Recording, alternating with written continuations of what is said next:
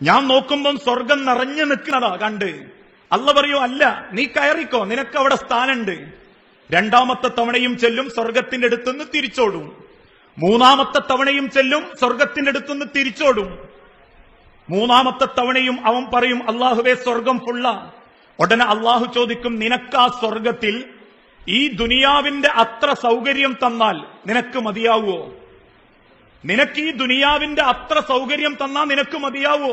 ഈ ദുനിയാവ് എന്ന് പറഞ്ഞാൽ തെക്കേപ്പുറമല്ല, ദുനിയാവ് എന്ന് പറഞ്ഞാൽ കോഴിക്കോട് ജില്ലയല്ല, ദുനിയാവ് എന്ന് പറഞ്ഞാൽ കേരളോ ഇന്ത്യയോ എന്ന മഹാരാജ്യമല്ല. ആകാശ അണ്ടകടാഹങ്ങൾ അഖിലാണ്ട മണ്ഡലങ്ങൾ സൃഷ്ടിച്ച് സംവിധാനിച്ച നാഥന്റെ ഈ ദുനിയാവ്, ആ ദുനിയാവ് തന്നാൽ നിനക്ക് മതിയാകോ? സ്വർഗത്തില് ഒരു ദുനിയാവിന്റെ അത്ര സുഖസന്തോഷം നിനക്ക് ആ സ്വർഗത്തിൽ ഞാൻ തരും, അത് മതിയോ? അവൻ പറയും, റദീതു റബ്ബി, മതിനാഥ, അതിനു മാത്രം ഞാൻ എന്താ റബ്ബേ ചെയ്ത്, എനിക്കത് മതി.